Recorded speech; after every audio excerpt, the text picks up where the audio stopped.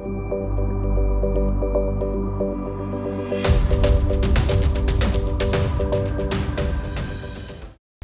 next panelist joining him on stage is responsible for establishing Dell India as the fastest growing market for Dell globally. He is the president and managing director of Dell EMC India Commercial. My privilege to introduce to you Mr. Alok Ori.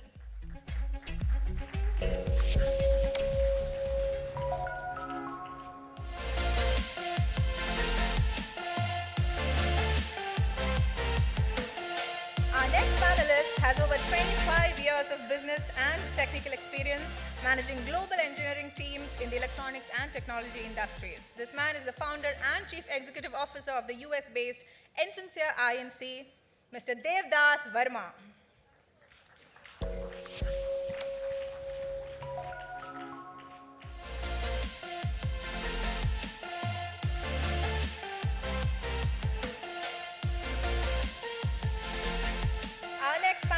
Is the President and Chief Executive Officer of the US-based New Photon Technologies, which is a pioneer in fiber lasers and fiber amplifiers, with applications covering industrial, defense, aerospace, biomedical, tourism, and whatnot. Presenting Mr. Ramdas Pillai.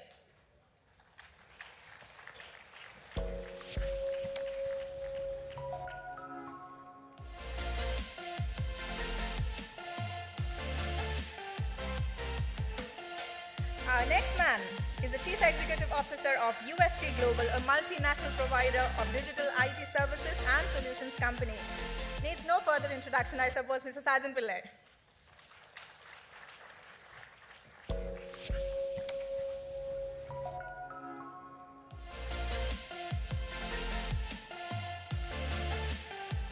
Our next panelist is the Director, SMU AT&T Center for Virtualization and a Professor in Computer Science and Engineering Department at Lyle School of Engineering in Texas. He's come all the way here for this conference, Dr. Subbu Nair.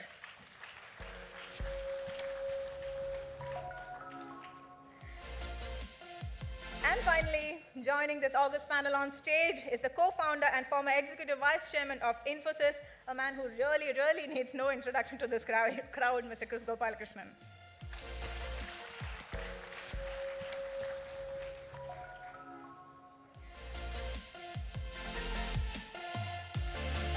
I hand it over to you, Mr. Nandagopal.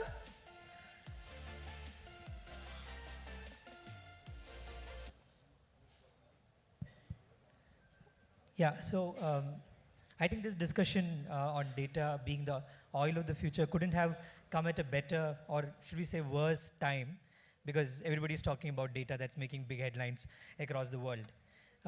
We are all seeing how our small actions of putting a Facebook like or putting in something about us somewhere is having a bigger repercussion and creating bigger problems across the world.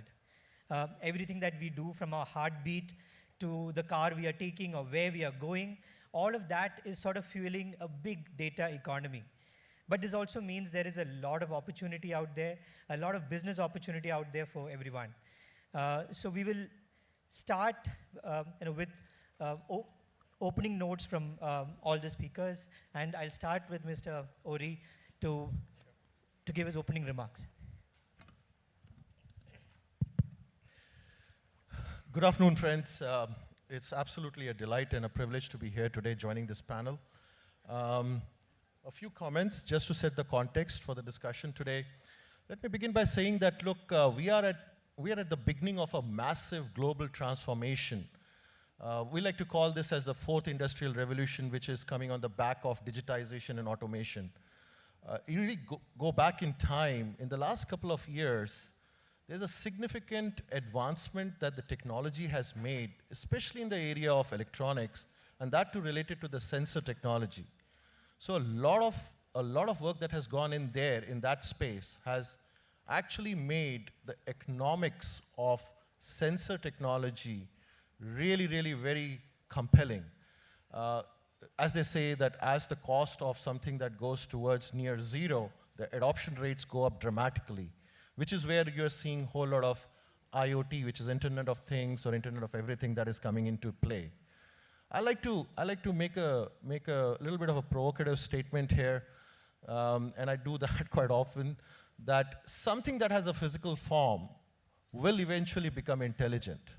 It may not be intelligent today, but it will definitely become intelligent. And clearly, the convergence of digital convergence, which could be cyber, call it digital, convergence of physical and biological technologies is in here and it's happening. There are umpteen number of examples that one can give which will show that it is happening. What that's doing is it's actually building a whole lot of data sources. The data is pouring in like never ever before. In fact, it is said that in the last 2 years, 90% of the data that exists on the planet Earth got created. And it is said that by 2025, there will be 162 zettabytes of data. Clearly, there is a whole lot of data that is coming in, but unless and until this data is processed, transformed, and analyzed in a proper way, it's not that valuable. I mean, the value of the data comes in from how you really go about driving insights from it. What you see, and I heard a little bit of what Nandan was speaking, what you see in India as well, there is amazing amount of digitization that is taking place, whether it is in the banking and finance industry vertical, payment gateways, digital payments, cashless economy is something that our Prime Minister has been driving, or it's in the securities world where the next wave of digitization that is taking place, or even in something that catches all our fancy, the automobiles. When you talk about driverless cars, what eventually you're talking about is, in many ways, a car full of data and management of that data, right?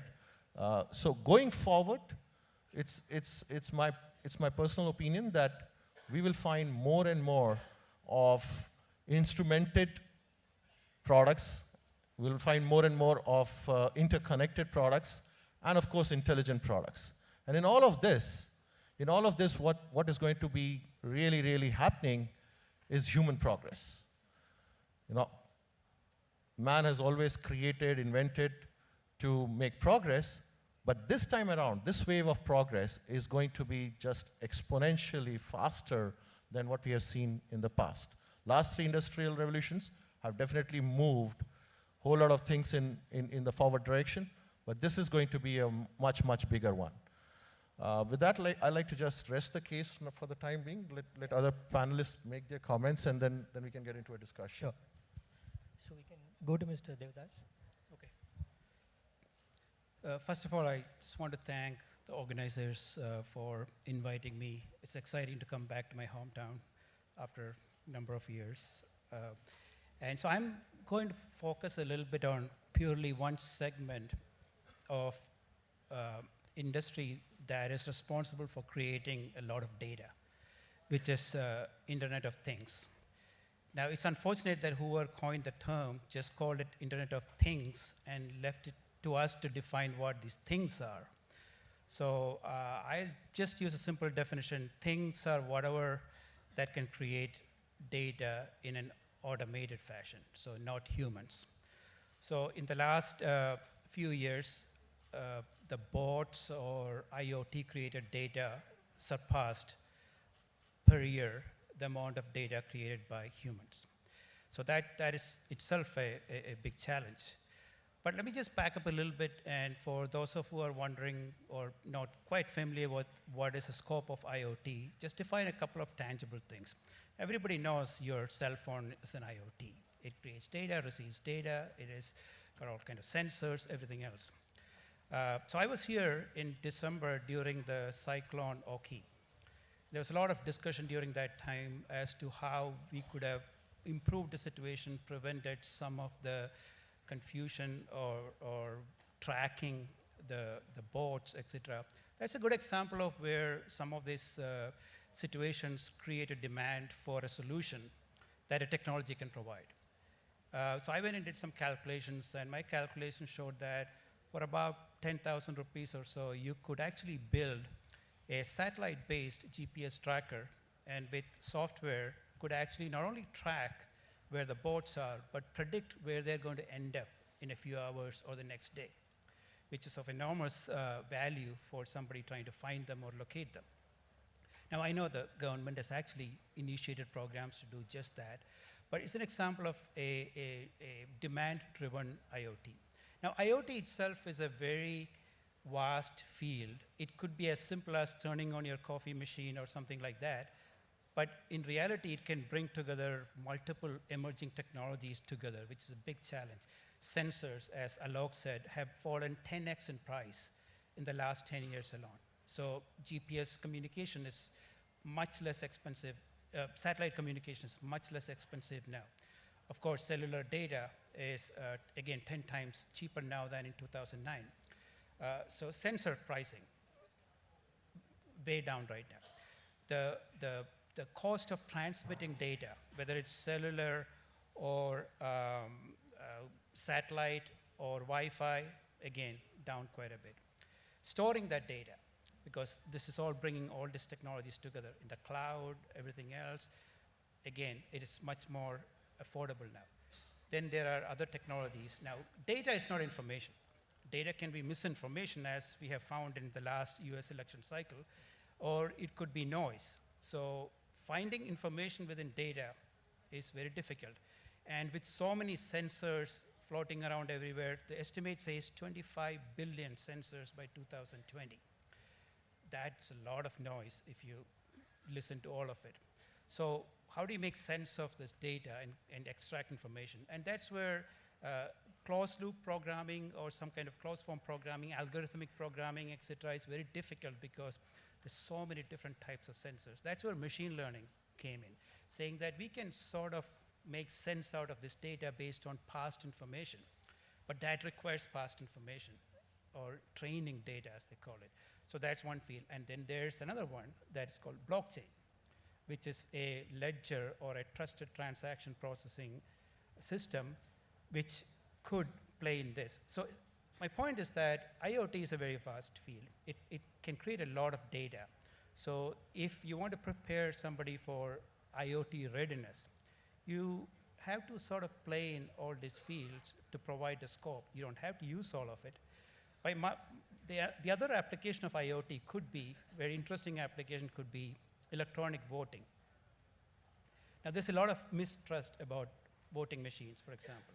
But if you look at electronic voting machine, it's a IoT. It's a connected internet device. Whether it's connected in real time or not, it's connected. Why do we even have a voting machine? Can we not vote from our cell phone? You can't, because it's not trusted. There's possibilities of hacking. But if you use technologies like blockchain, and this is I'm just projecting what could be, it can bring trust into the picture. There's smart contracts, like the banking issue we have been having lately. Some technology like blockchain can actually validate transactions and create smart contracts which are verifiable and auditable. So I just want to conclude by saying that there's a lot of opportunities in this area. And for Kerala, for example, we could, because this is not fully monetized and commercialized yet, there's a big opportunity to leapfrog and get into this space of creating value from all these technologies. But it does require some sort of a call to action for governments as well as private sector. Governments, for example, now whenever you say data, you have to have access to data, and sometimes historical data or massive amount of data. And this is where there could be discrepancies in terms of availability of this to big companies versus startups, et cetera. So to create some level of playing field, it is imperative that you have data and access to that data provided, at least to get started in some sense. And for private companies, for example, it is very difficult for one company to have mastery in all these fields. So collaboration. If you look back at Japan, when it was evolving as an economic power, people used to call it Japan Inc. Not because every company was government-owned or anything, but it created a sort of collaborative system for people to be best in some fields. And I think Kerala it's at a stage where there can be such collaborative effort between companies that you can have expertise shared between them. With that, I'll conclude. Mr. Ramdas. Thank you. It's a great privilege to be part of this group. I know Sargent for almost 20 years. Actually, I met him when he started his group, his company in Temecula. I have 20 years of experience with growing a small business in US, and also 10 plus years of experience in running a company in Technopark. You know, this digital wave, this is a great opportunity. Many startups will get benefited, and if it has to be benefited, if it has to get benefited, it has to grow. Do we have a good situation here for small businesses to grow? In Kerala, compared to US, I would say compared to US, the situation here is very poor. For example, if I have to invest $1 million, in America, my leverage is 10 million because I only need to put down 10% of down payment. Here, the requirement is I need to put down 25 to 35%, and my leverage is only 3 to 4 million. So, why is it like that? It's not because the banks in the US are lenient, more lenient than here. It is not. It's a government program. For example, this is one of the programs called Small Business Administration Program for the US small companies. And they have similar programs for medium-sized and large-scale companies too. Government guarantees 50% of the loan from the bank. And bank's risk is only 40%. And you need to put in only 10%. And the SBA collects a fee, a 3% fee for this, guaranteeing this. And maybe 3% of the businesses will default, and they cover that default with this 3% fee. So these kind of programs, government has to really actively get into implementing in Kerala. Kerala is very difficult to raise funds and grow a company. So I think there is a great deal of things needs to be done there. This digital wave, this window of opportunity, now we have, before it slides, somebody has to act. So this is one point I want to bring in. I have several more to discuss, but time is short, so I'll just pass. Thank you, sir. Sajid. Thank you. Good afternoon, everybody. Good afternoon. Thank you, the panelists. I have the company of a very talented set of panelists here with an exciting topic. See, years ago, I used to work in telecom. Then I worked for a gentleman called Vincerf, who was the founder at ARPANET, that became internet later on. So you often used to repeat this quote when we were designing protocols around internet, that always in God we trust, but for everybody else there is data. And you all know this quote.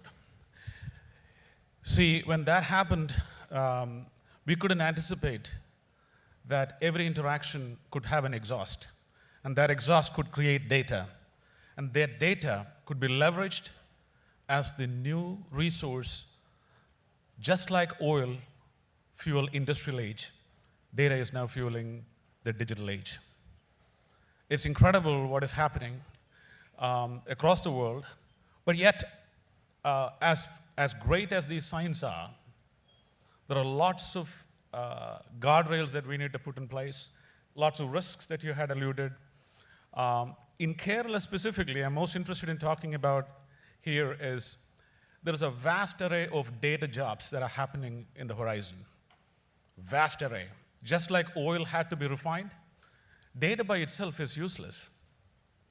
So somebody once famously said, you can have data without information, but you can't have information without data. So you got to process the data in a variety of ways to be able to be consumable for businesses and governments. And that creates a vast array of jobs that is many of them undefined yet. So we all talk about data scientists, but that's only a very small fraction of the enormous job market that data can create. And my view is that this particular category of job creation will exceed the rest of technological jobs combined. So this is a big deal. The signs are already there. If you look at the Israeli innovation market in the last 3 years, you find 50% of all the startups are data related. Although it's a smaller innovation market compared to what we could have in a country like India. So this is the shape of things to come. So that's one important point. And the second point regarding how can we collectively help startups in data in Kerala is probably an appropriate topic for the panelists to start. But I want to tell you something. 18 years ago, when we started the operation in Kerala, a lot of people said that you couldn't build a company out of Kerala. In fact, I remember coming and meeting with Matthew. I met with you right before, and several people. And he was an exception. He said, you should do something here in Kerala. But most people told me not to do it. But we have now proven that you can build a billion-dollar firm out of Kerala. And we want to make sure,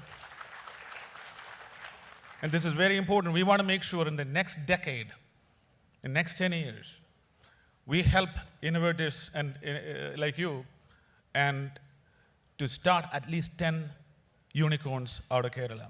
That's why I'm here. Thank you. Good afternoon, and thank you very much for this opportunity to come here and talk. Especially thank you, VK, for the invitation.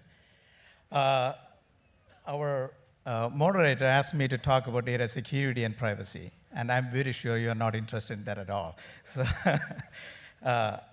anyway, so I want to connect this discussion back to the overarching theme that we have here today, that is, data is the new oil.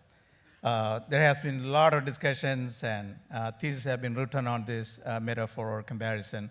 And through all these discussions and presentations today, I'm very sure you appreciate the fact that, as an asset, data may be as valuable or even more valuable than oil is for the future of our mankind. But when it comes to data protection, the metaphor kind of eludes us or stops to exist. This is the way I will argue for that. For all the considerations, oil is a physical entity. So when you look at the value chain, you know exactly who the producer is, and rest of the actors in the value chain are either going to be consumers or conveyors. And also, you seldom hear about oil breach. That is because if there is a leak in the pipeline or something like that, it is physically detectable and then you can repair or fix it.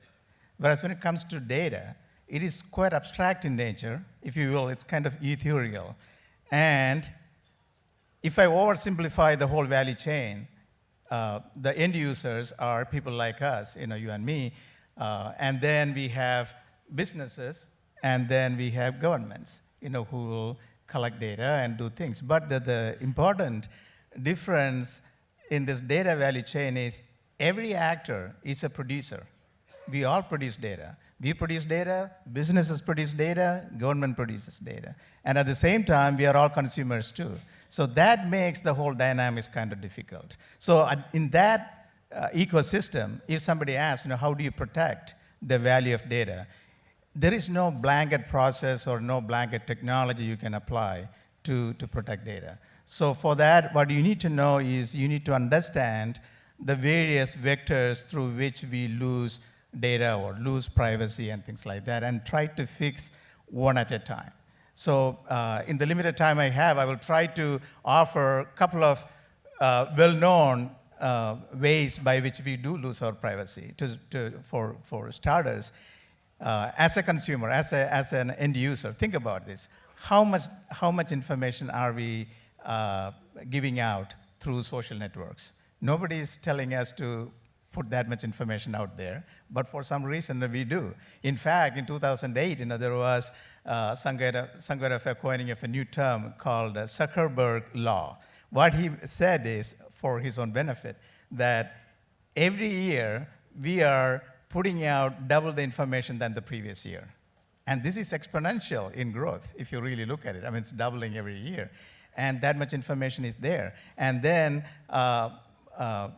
we may think that everything is going to be private.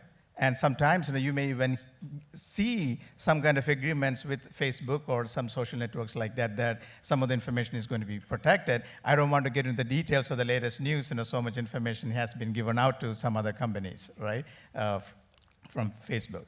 But that's one way you will lose privacy. And the other way is sometimes we don't even know that we are losing privacy because of the use of some of the new technologies. The best example I can give you is when you take a photo using your cell phone, how many of you know that you are giving out information about the locality, the time, etc.? Unless you turn that off, just by taking a picture and posting it on Facebook or wherever it is, people can easily determine where you took that picture and at what time and things like that. So that is loss of privacy too. And then comes the loss of privacy due to the data collected by the businesses and the government. Almost invariably, every time they collect the data, it is with good intentions. That is, the businesses collect it because they want to give the best customer experience. And with, beyond that, they want to reach more customers. And also, they want to make the internal processes more efficient so that, again, they can give better experience for customers or cheaper or more efficient services and things like that. But what really happens is when companies and government collect data for good purposes, pretty soon things will change. The agenda, the scope, everything will change. So we call this mission creep. That is, the well-known example I can give is NASA. NSA. They collect a lot of data with the intent to know who are the adversaries so that they can protect the homeland. But quite often what happens is if you have that much data, the question is, can we do this use it for something else? So the mission creep always happens. So the point I'm trying to make is, information access is a two-way street. In fact, in VK's presentation, you mentioned about the disability and the information access and things like that. Access is a two-way street. What I mean is, if you try to, or if you desire or demand data at will, anywhere, anytime, the same data, the same access is available to your adversaries too. What it means is you're always going to be threatened against the protection of your own data. So what you need to do is, or what we need to do as a whole, is we have to have the awareness that this is an issue. And then this is a simple question. If you are asked to put whatever, the rupees or dollars or whatever you have in a public forum and leave it there, will you do that? No, you don't. Whereas we give out so much information on social media without really understanding that this is money. The money is money all the time, right? So make sure that you do understand the relationship between data and the money you will have or you have right now, and then try to do everything possible to protect it. That is good for us, good for the businesses, good for the government, the whole citizenship. So I will come back and talk more about it if you have any questions related to that. Yeah. Mr. Gopalakrishnan. Thank you. It's a given that there's an explosion of data. I don't need to tell, all my colleagues have talked about it. It's also given that we have now technology to extract value out of the data. Unlimited processing power, unlimited memory, and the new tools like AI and machine learning, where even if you do not know what that data is, it will figure out. It will learn and it will figure out how to extract value from the data. And that's why monetization of that data now becomes extremely important. It's also given, Nandan talked about it, there are 3 agencies which hold this data: the government, then the regulated bodies, which could be government or non-government, and the private sector and individuals, actually, these 3. In India, of course, the effort is coming from the government side to actually regulate the data. They are through technology, through architecture, and maybe through regulations. They are now going to specify how the data will be used and when you can recall the data, access the data, etc. And then talked about the architecture that they're coming up with, the regulations that are happening. I want to step back. And I want to link this to other forms of assets and how they got regulated over time. And the first form is property. The state, the king, used to own all the property. But today, that property rights are extremely well laid out in the law. You know, you own that property, you own that house, and even if the police wants to come in, they need a warrant to come into that. And the property is actually in public. Anybody can know that you have that property. They can, you know, theoretically walk in, but they are not allowed to walk in because there are property rights established. Next, I want to go forward and look at another set of properties which are now closer to what we are talking about. When printing press was introduced, it revolutionized the spread of knowledge. Till then, how was knowledge spread? It was copied by hand by scribes. They wrote the books, and when they write the books, they will actually modify them. And the church, for example, that's one model, controlled the flow of knowledge because their scribes were primarily in the churches. And Bible was actually something that the church distributed. They didn't distribute it because you have to return it back actually after use. Then the printing press came, and suddenly here is a technology that democratized the spread of knowledge. And anybody could become an author. Pamphlets, magazines, etc. spread. In fact, if you go back and look at the history of printing press, you will find that it has had a significant impact on spread of knowledge, creation of standardized textbooks, educational institutions, the whole thing of degrees and things like that, certification, everything evolved because of the standardization that was created by printed text, printed textbooks and things like that. Another interesting fact is when printing press was introduced, the property rights, intellectual property rights, were initially owned by the printer or the publisher. Later, the first statute was called the Statute of Anne in 1710 in UK, which was the first statute that established that the ownership of the intellectual property right rests with the author and not the publisher.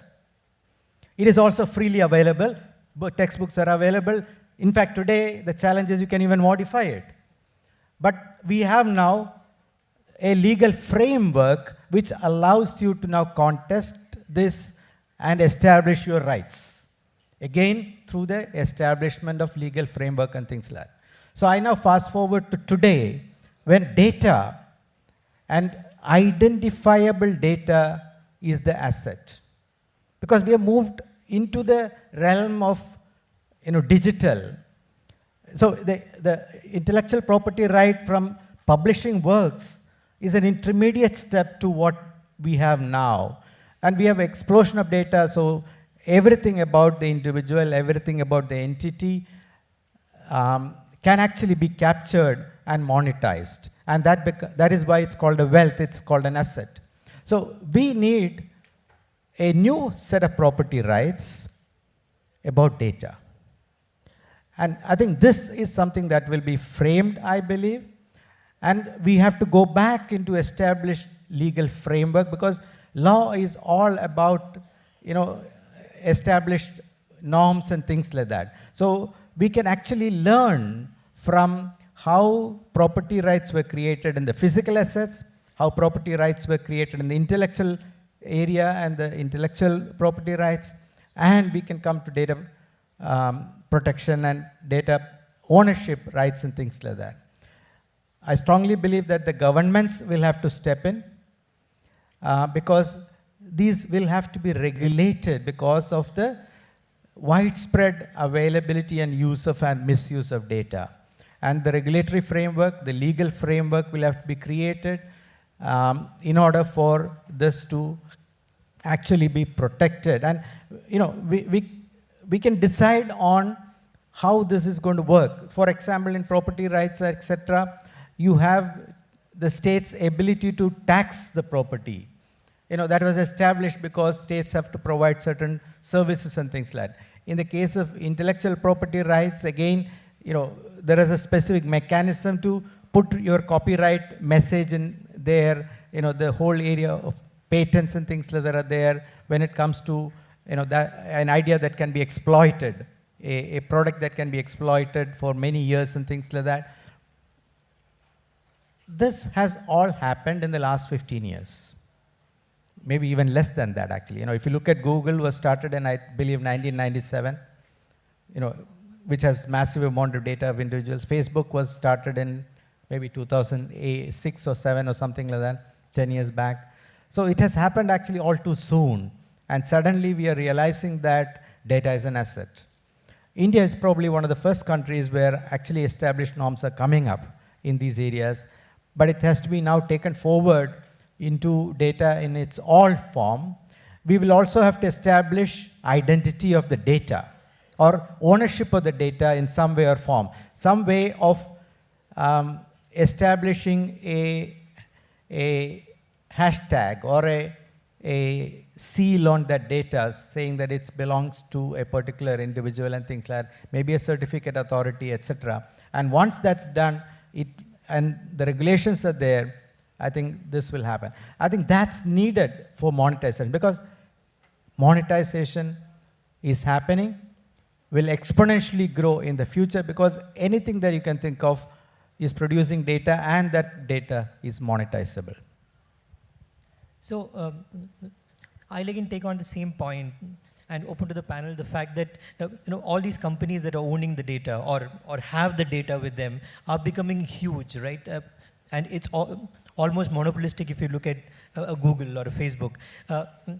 And if you take on the metaphor of oil, is there a requirement to sort of regulate the size of these companies? How much data can they keep with them? Is there a way to look at it? If I can start with Mr. Ori.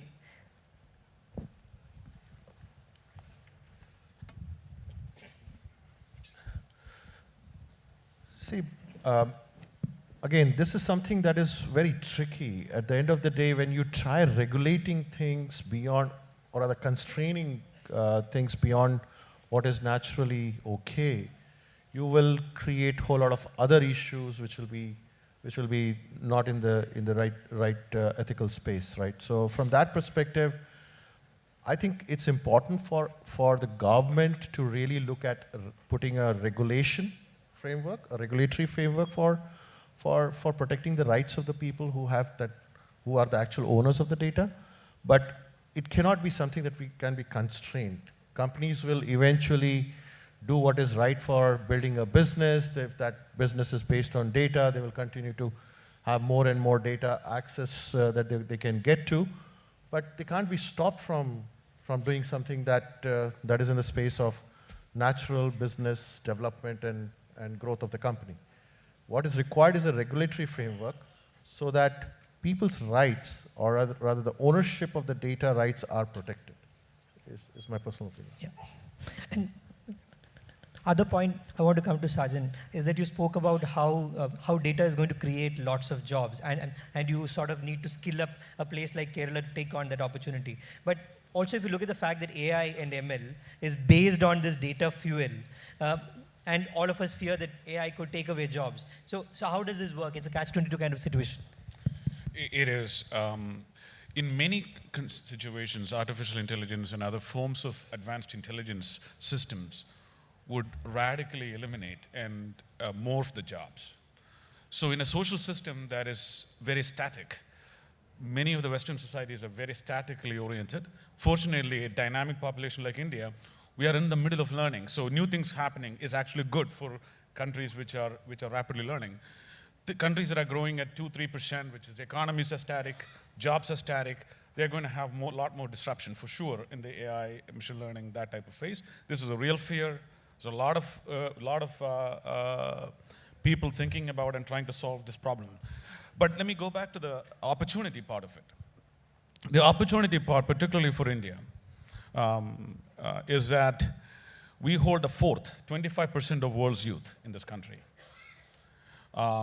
India has had traditional strong foundation in mathematics beyond all the other sciences.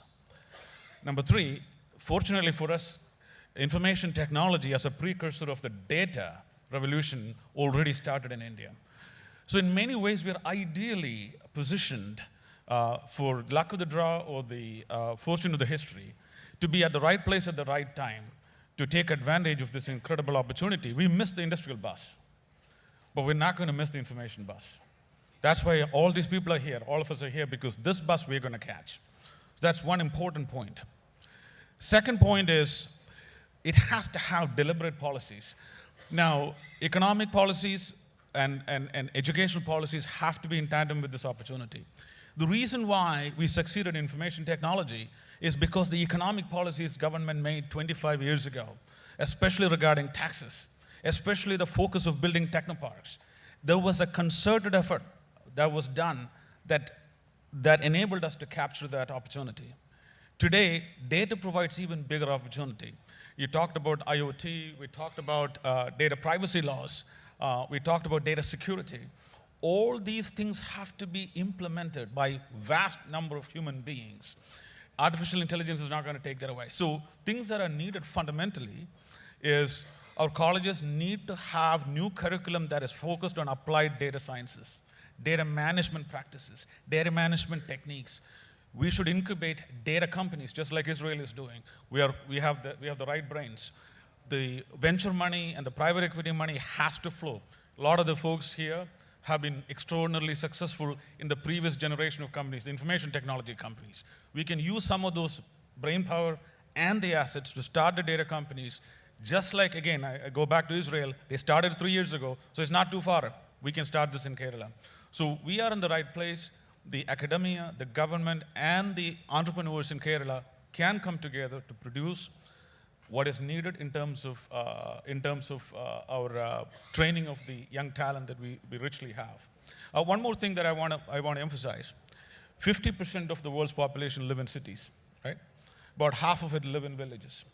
If you look at India, with a population of roughly, over 1 billion, we have a real possibility of generating 300 million people moving into cities in the next 6 years.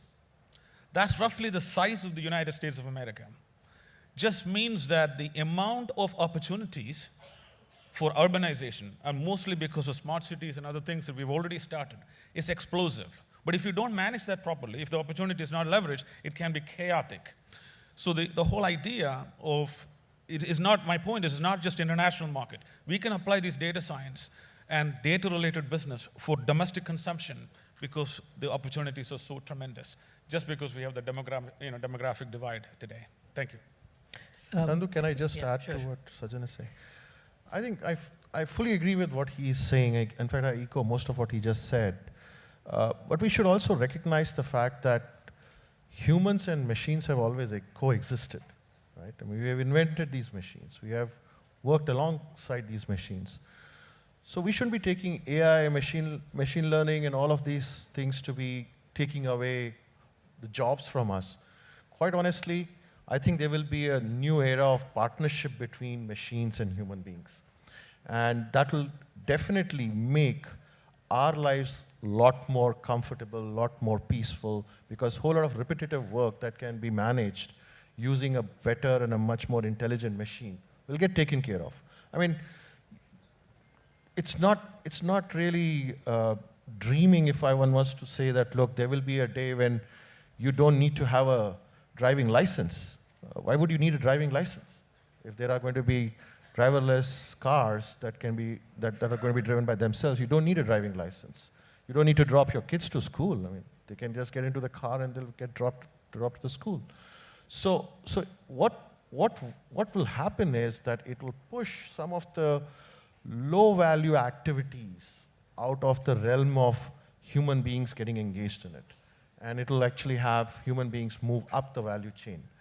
Now, while that's happening, it's important for us to recognize that there will be a lot more expectation from the human beings to be creative, to be innovative, and to a large extent, entrepreneurial.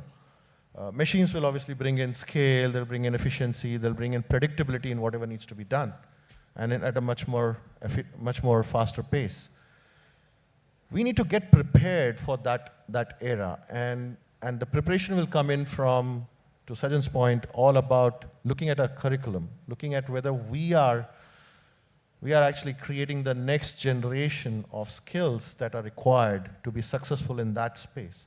And why go far? I mean, we talk about machine learning, artificial intelligence. Quite honestly, there are not many people in the market that we can hire. We are in the space. We're creating technologies. We're creating products in the space. And quite honestly, we don't have enough talent in the market. Machine learning engineers don't exist in the market. There's a sophisticated programming skills that you need, whether it's R or Python. You really need those skills to be able to succeed in that space. And one can go on and on. Cybersecurity analysts. Where are cybersecurity analysts skills in the country? Don't exist, at least not in the form and shape that is required. Network engineers, network analysts. You can go on and on. There's so many different roles that will come up, and many have not yet been even invented so far. So from that point of view, there is a need for looking at how we are educating our next generation of workforce. What are we doing with regards to our curriculum? Government has to play a very big role in that space. Industry has to come in and partner with the government on that. Of course, Niti Aayog is doing a lot of stuff in this space. They're talking to the industry. There are councils that are currently working and debating as to what should be done. But sure enough, there's need to look at that area a little more closely. I think Mr. Raj, Dhiraz wants to chip in on that. I primarily want to just embellish on something that Alok said, which is that it's a new technology if you look at the history, it has never taken away jobs. It has shifted the value upwards, and it's always upwards, higher abstraction. And if you look at what happens is that, and I have experience in machine learning about 5-7 years ago, it was supposed to be like you can throw machine learning at anything and it'll come out with answers. Completely bogus, by the way. That we really need domain-specific data scientists to precondition the problem, to filter the data, otherwise it's noise in, garbage out. So in fact, what has happened is that a lot of problems that were unsolvable before, or problems that were created new because there's abundance of data, needed solution. And in fact, I would argue that it actually creates more jobs, but there's a shift. So you have to adapt to that. You have to, somebody said before, I think by you, or somebody said that you have to unlearn and relearn. And that's a difficult thing for a lot of people. But again, the good news is that if 25% of the people are young, they are very adept at learning either fresh or relearning. And that's a good thing to remember. Is that an opportunity for a state like Kerala? And if you could specify which are the sectors where Kerala can actually benefit from this huge explosion in data?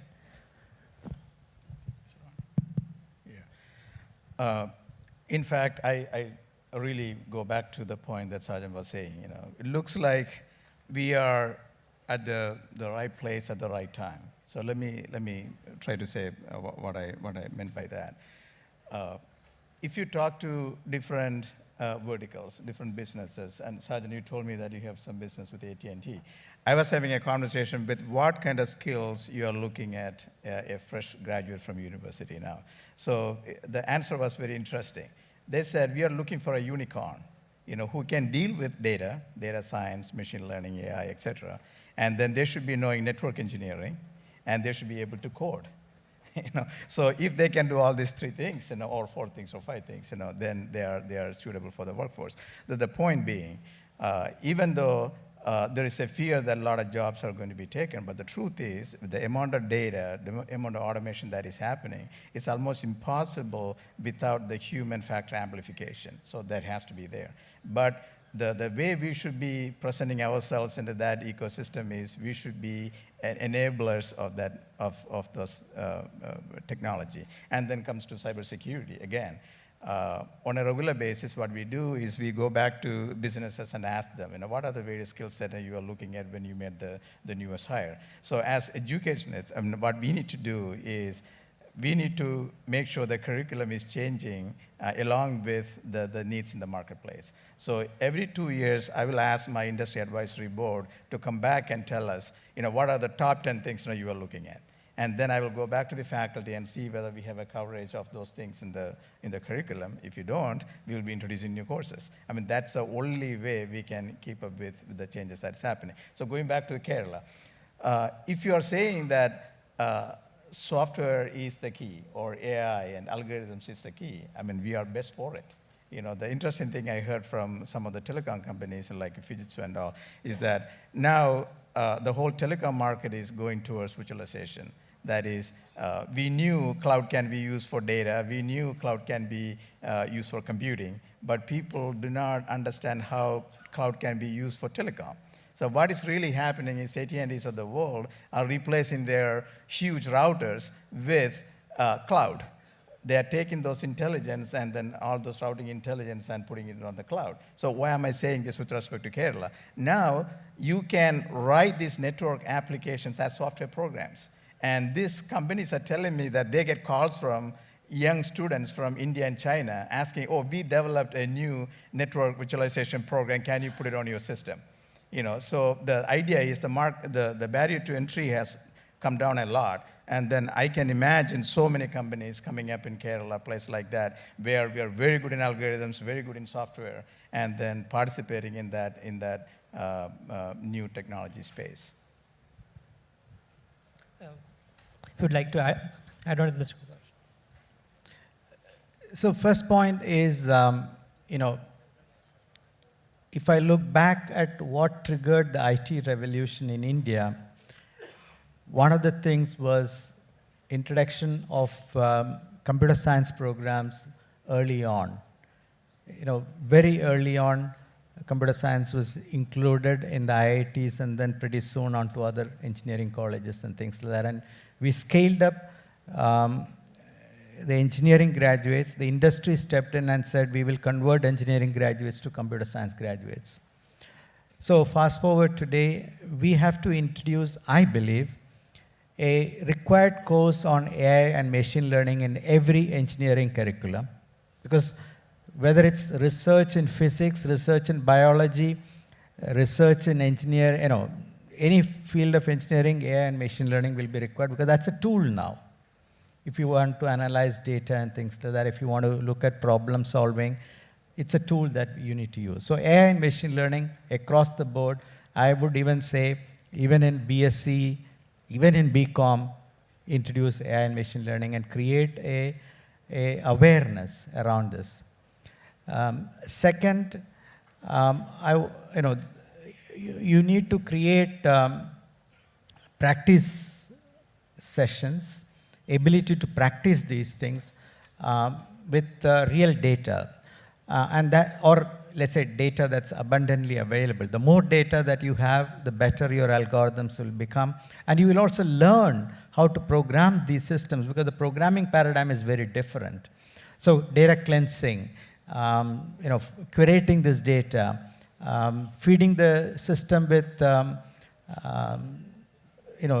what are the outcomes that are real or what are the outcomes that you expect, and then fine-tuning the weights of these systems.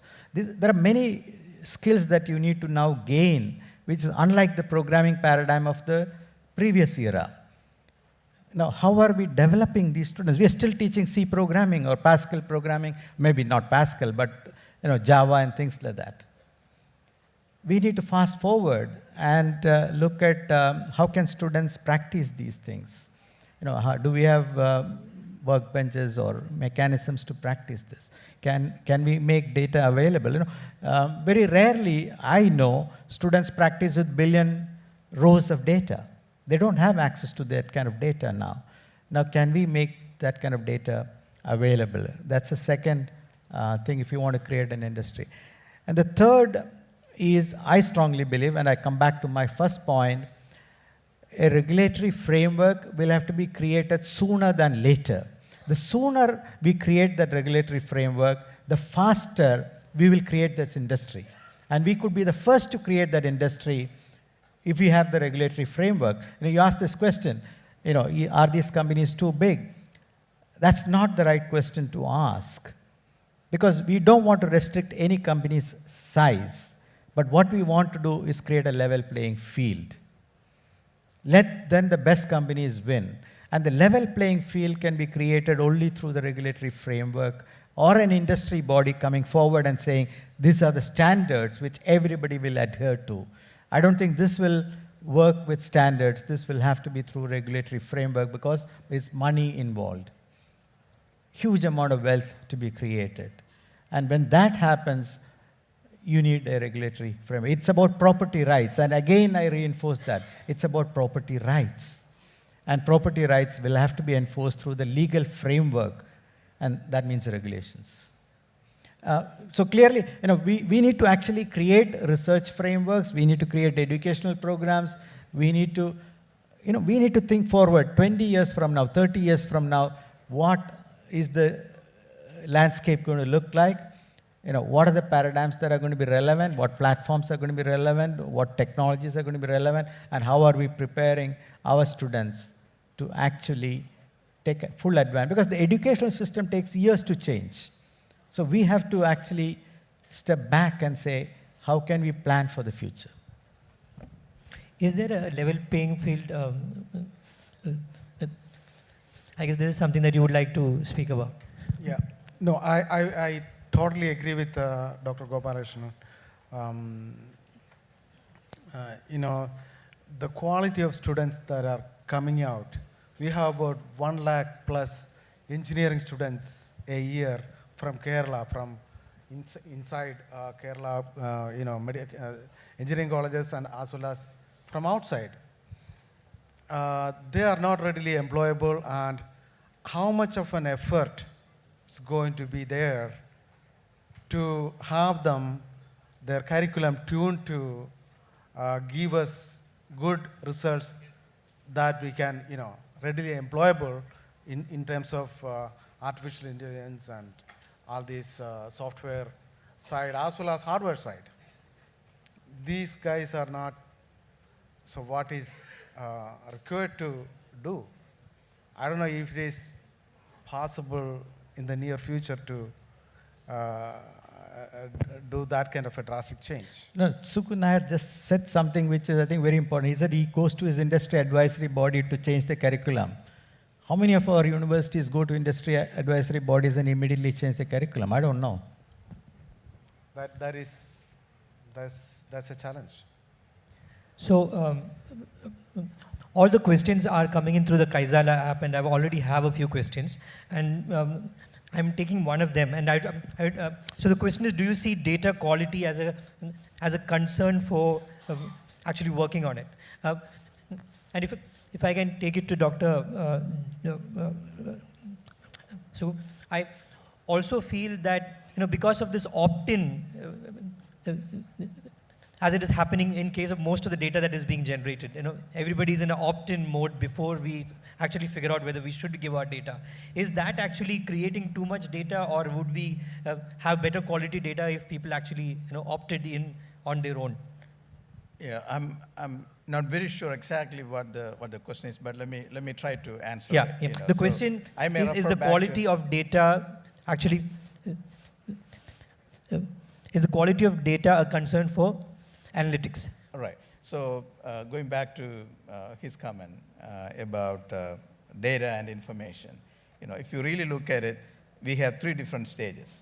We have data, and then we have information, and then we have intelligence. Data collection is really to attain some kind of intelligence. But I will tell you a small story about that. There is a big database company in Arkansas, Axiom, and I'm very sure they have some. So they came out with a stunt a few years ago that they are going to open up their database so that you can go in there and then see what kind of data they have collected. So that was kind of a fascinating thing for many media people. So I was approached by Dallas Morning News to opine about, okay, what is this? That's a great deal, because everybody worries about who's collecting our data and stuff like that. Then I said, okay, let me go and check it, And then through some knowledge-based authentication, you can get in there, and then you can see the information. But when I looked at it, it was nothing interesting, because these are the information that is pretty much available out there. What's a couple of different addresses I have lived in, and different jobs and phone numbers and stuff like that. And then what they were not revealing, couple of things, interesting thing.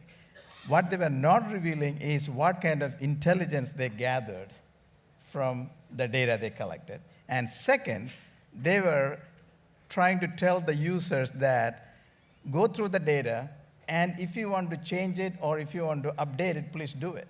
So then I called the Dallas Morning News and said, you know what they're doing? They're doing the crowdsourcing to collect more data from you. So going back to your question, the best quality data is the data you give out, because it is not coming through any other channels. That could be kind of colored or a little bit diluted. Whereas if you give the data, you know exactly what you are giving, and those kind of means are there to collect data. And that is exactly what is happening with the Facebook also. There were a lot of information they collected, claiming that it will be private. And why did we give that much information to Facebook? Because we enjoyed getting customized news for us, and we enjoyed finding people who will be interesting to us, all those kind of things. And because of that, we gave the information. And then right now, day before yesterday, there's big news about Cambridge Analytics, who collect a lot of data from Facebook. And I will tell you, the data they got was very clean data, because they got it from the horse's mouth. Yeah. So that's always a problem. If you try to get better experience, you are going to give better quality data. And if that quality data is exchanged or conveyed to somebody else, that will give them better intelligence on it, and that's where we lose our privacy. The other question I want to take is something Mr. Gopalakrishnan has already touched on. How do you monetize this data? I think a lot of startups would want to know this exactly. So there are multiple ways in which you can monetize. Many of these are actually known. For example, to provide recommendations. Like Amazon does when you buy something. They'll recommend other products, saying that your friends bought it, or people bought. When you purchase this, they bought all these things. So recommendation is one way. Using immediate discounts.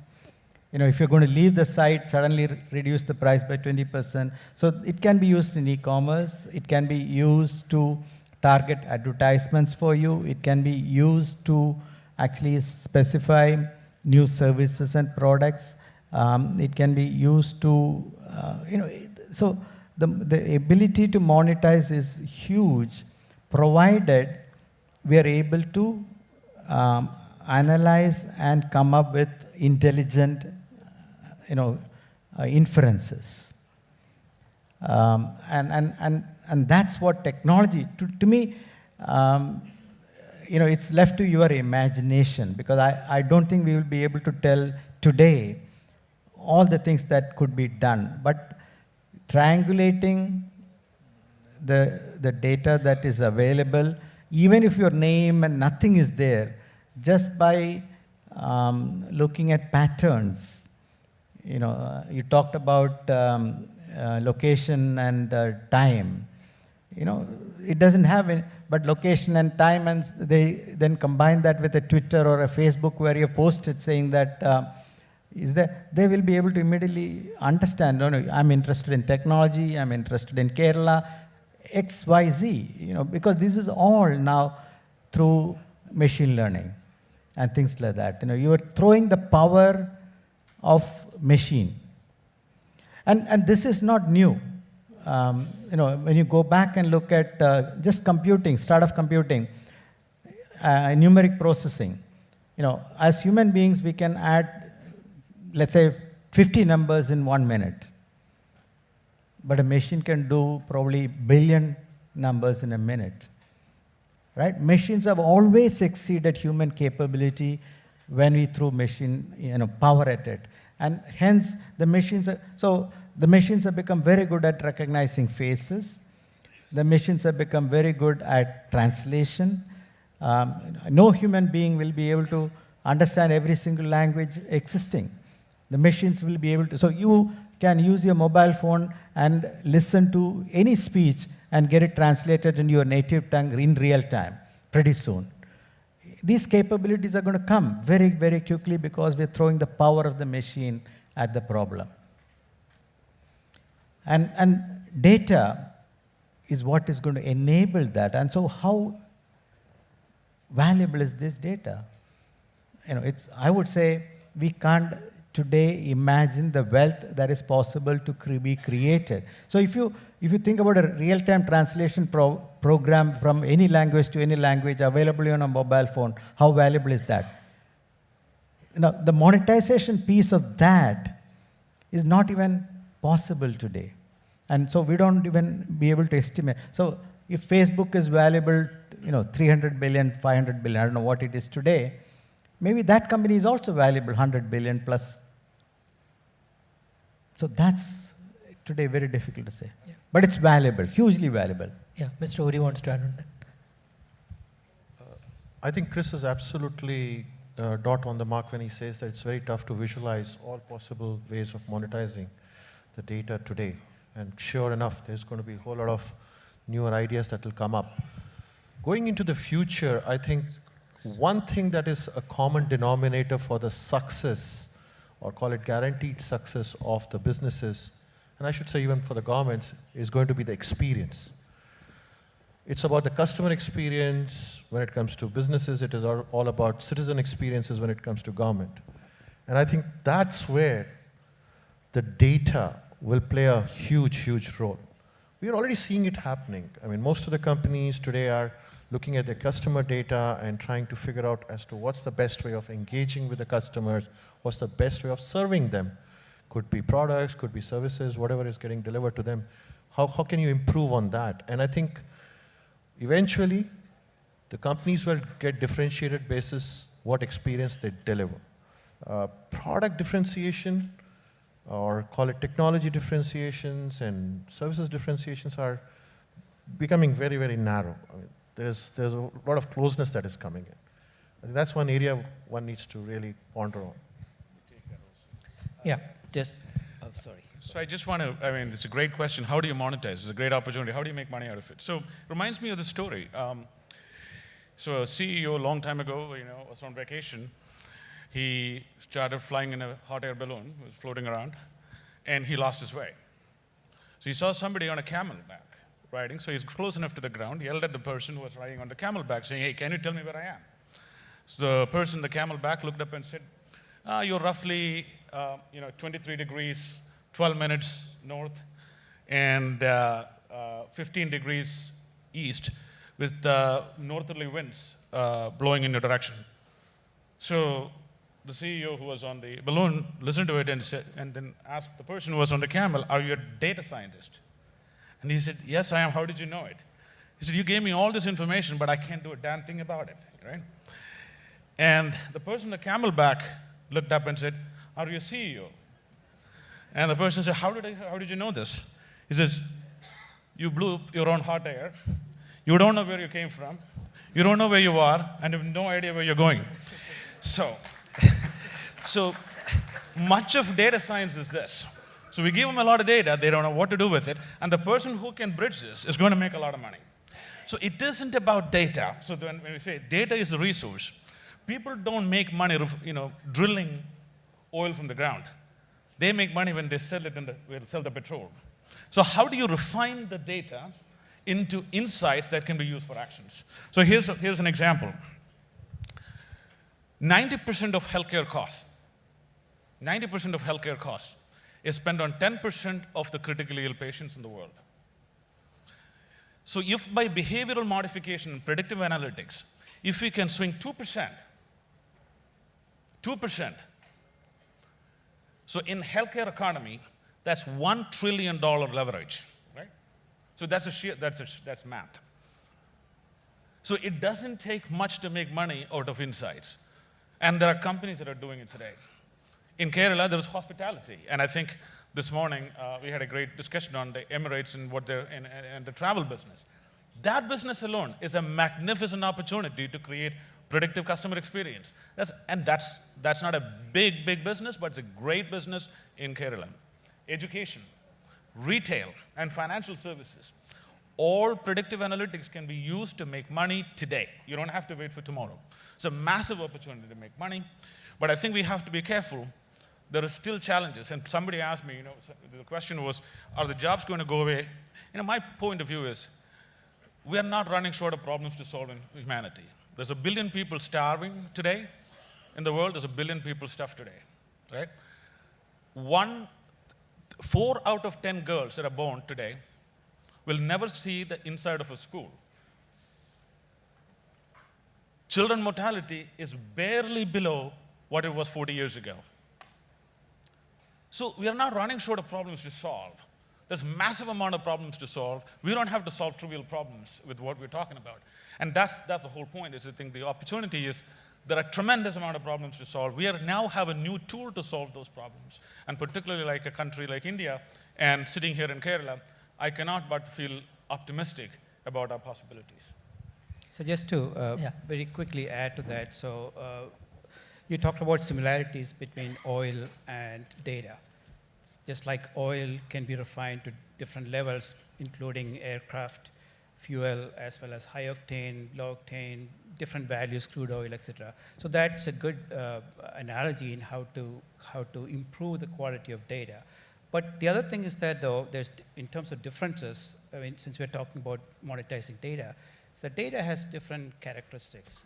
People call them volume, velocity, veracity, value, bunch of different things.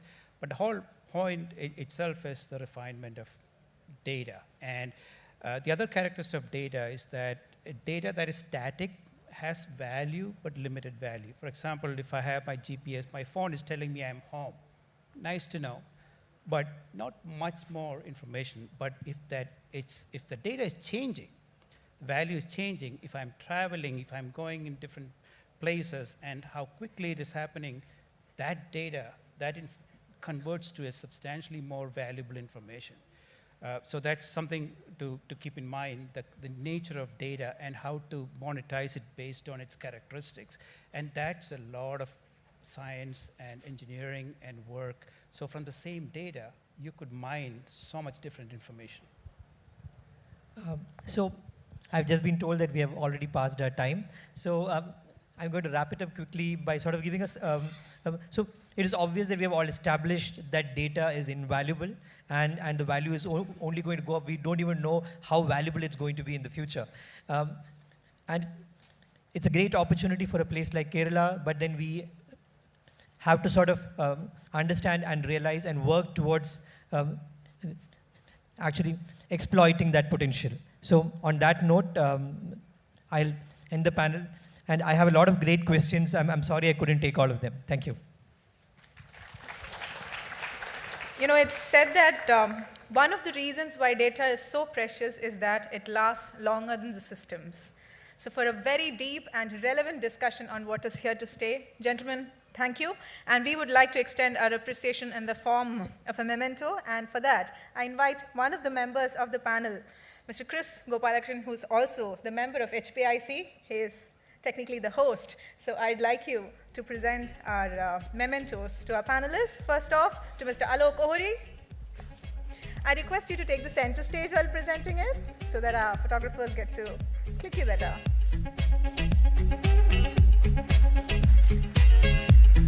Mr. Devdas Verma.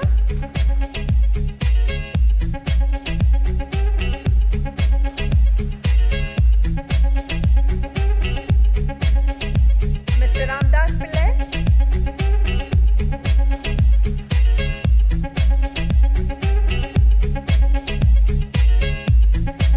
Mr. Sajan Pillai.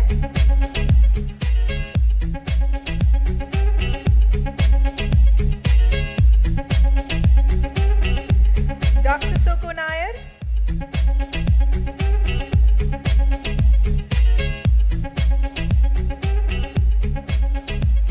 And finally, our brilliant moderator, Mr. Nanda Gopal Rajan.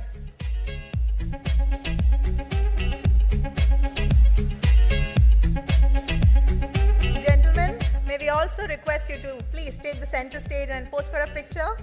This panel needs to be captured as a memory here.